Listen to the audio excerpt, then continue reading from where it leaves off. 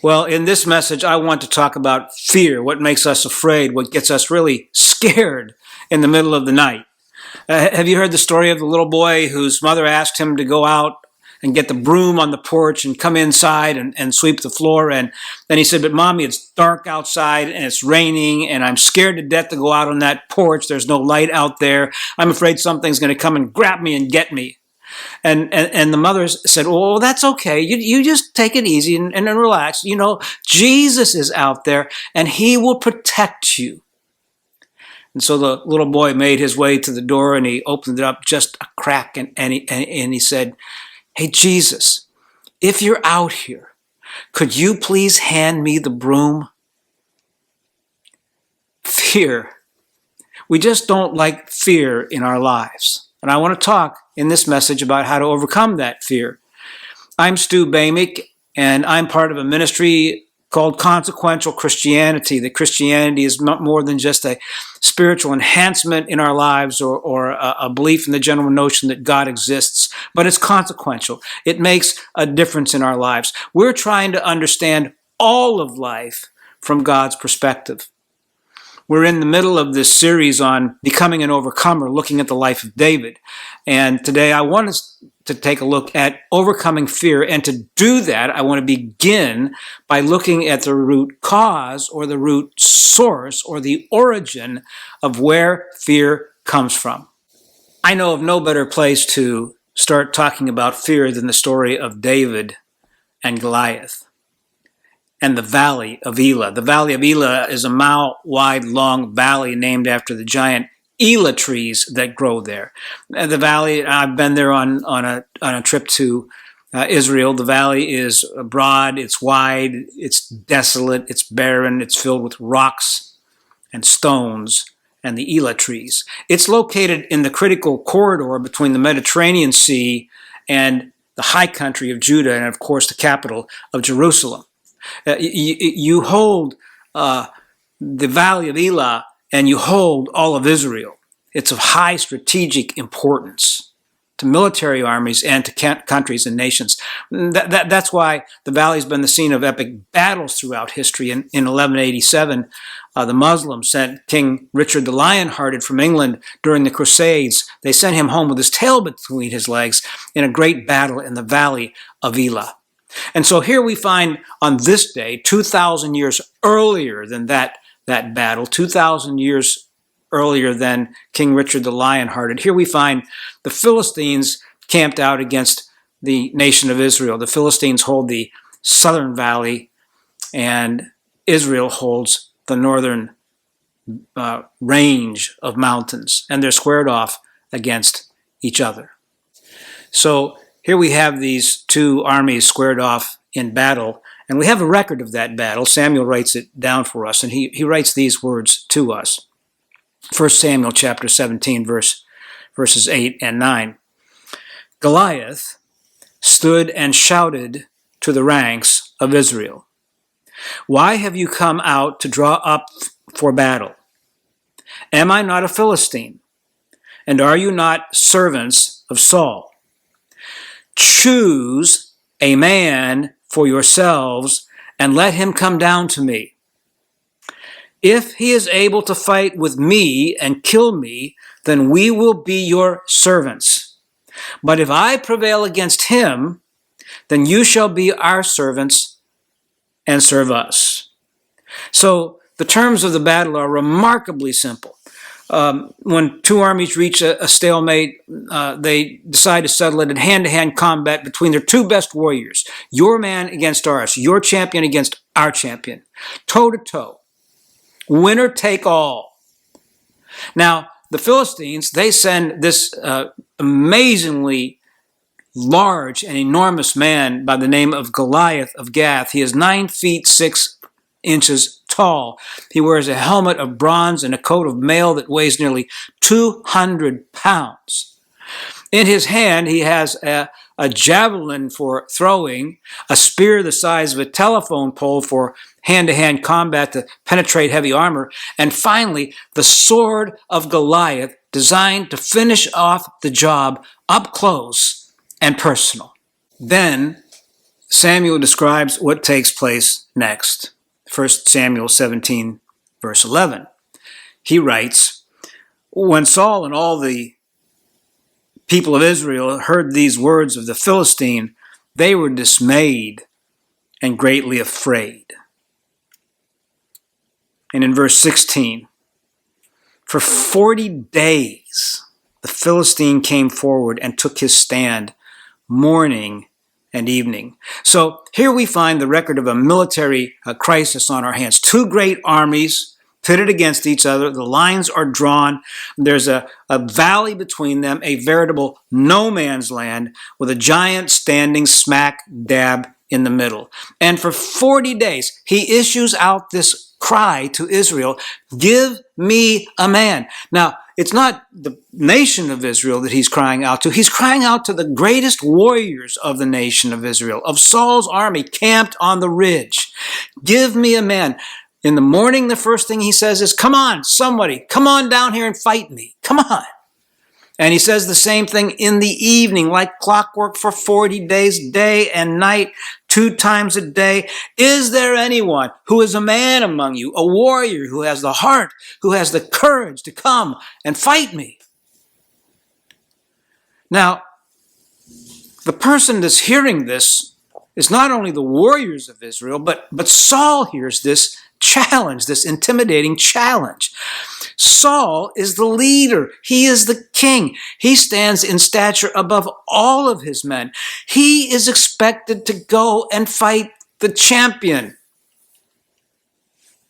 But he's afraid. He couldn't. His fear controls him. Fear is a powerful thing. Winston Churchill said that fear makes cowards of us all.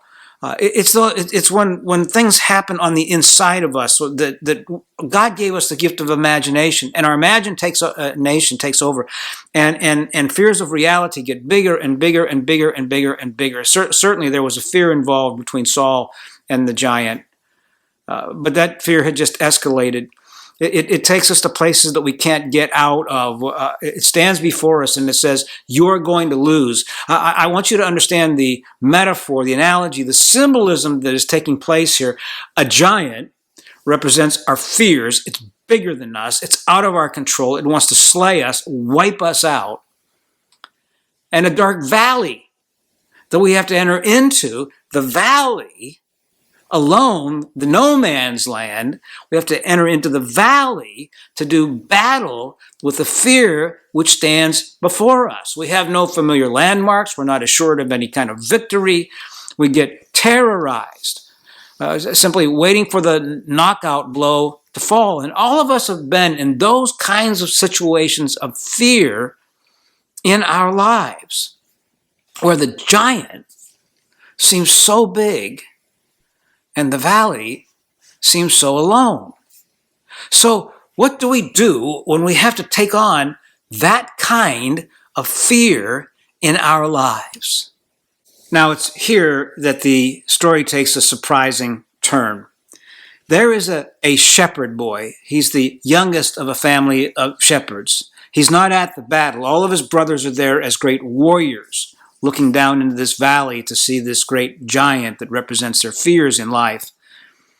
But the father of the warriors asks the young shepherd boy by the name of David if he will take lunch, some provisions for his brothers on the field of battle. And so they pack up this supply of provisions, as often would do in ancient armies, that families would send their loved ones food. And off he goes to the Valley of Elah, to the ridge of the encampment of the soldiers of Israel. When he gets there, he can't believe his ears. He can't understand what he's hearing. He sees the giant come down and issue this challenge. Give me a man. Is there anyone among you that can overcome your fears and have confidence in yourself and come and fight me? Now remember, it's winner take all. You lose, you become our servants. I lose, and we become your servants. There's no in between. It's winner take all. And David, here's this challenge. He's a he's a shepherd boy. It's the shepherd boy. But he knows that someone is messing with God and his people. And then he does something crazy for a shepherd boy. He tells his brothers, and word gets back to King Saul, and he ends up before Saul, and he says, I'll fight the giant. I'll go down into the valley. I'll take him on. I'll fight him. And fear is at times something that needs to be fought by us. It's an action. We have to go and take action and appear in the valley before the giant. And Saul says to him, well, but you're just a shepherd boy. How can you possibly go fight him? And he says, Saul, that's it. That's what I am. I am a shepherd. I make a living fighting lions and bears. Shepherd boys, we're watchful. We have to watch the sky, the heavens, the weather. We have to find places for our sheep to lay down that are protected. We have to provide for food for them and cool waters to drink. We have to be sacrificial. We have to be able to be willing to give up our lives for our sheep. I've had to fight lions and bears alone in the wilderness to protect my sheep. I'll fight him. I'll go down into the valley and fight him. And David is putting his finger on here at the root, core, origin of fear. Ultimately, at the end of the day, and I know this sounds hyper spiritual to those of you that are really fending off and fighting fear at this moment, but at the end of the day, fear is a lack of trust in the character, the nature, and the sovereignty of God. That God is in control. That God's got this one. And that nobody should be messing with him. Anytime we're ultimately afraid, it's the circumstance around us, the giant and the valley, that gets hold of our lives rather than the sovereignty of God himself. His omnipotence, his power, his omniscience, his all-knowing God, who takes care of us and promises to take care of us in our lives. And David understands this about his God. The spiritual truth that David is identifying here is that the root of fear is losing trust. And I just want to say this, in the character and the nature of God. And the reason I hesitate a little bit is because we all have fear. We all have a lack of trust and faith in God. This is part of what the story involves, that we don't walk through life as perfect, flawless human beings. We live a life in a real world with real problems, real troubles, and real fears. And we're real people. And so we have to sort of fight off these fears in the best way we can. And the beginning of that, the root cause of it, that David is trying to tell Saul and his brothers, is you're not understanding who God really is. He's saying to them, look, it comes down to this, and this is what I've learned in the wilderness tending the sheep. It comes down to this question. Either God is in control or he isn't. There's no half control. Either he is or he isn't in control. Now, if he is in control, then David says, here's the deal. Faith overcomes fear because I can trust in someone who is in control, who is bigger than the situation, the environment, the trouble, the valley, the scared places of my life. I can trust in someone who is bigger than all of that. Either God is in control or he isn't. And that's the question, the fundamental starting point for all of us in overcoming fear is asking that question over and over again. God, are you in control? Sometimes I'll say it this way. God, what are you trying to say to me? Or sometimes I'll say it this way. God, why now? But in asking the what, are you trying to say? And in asking the why now, I am saying you are in control. And you're trying to tell me something. And that there is a reason for the timing of why you are trying to tell me. So the beginning of overcoming fear is understanding the root, origin, and source of fear ultimately comes from a lack of trust in the sovereignty and the nature and character of God. And the overcoming of that comes in the understanding that our faith in that God who does exist and is bigger than anything that we will ever face from an infinite vantage point and an eternal perspective overcomes our finite, limited view of life. And when it does, we can put our faith in that God, and then faith overcomes fear. Now, in this next message, I'm going to talk about real, concrete, practical ways in which our faith overcomes our fears. I'll see you there.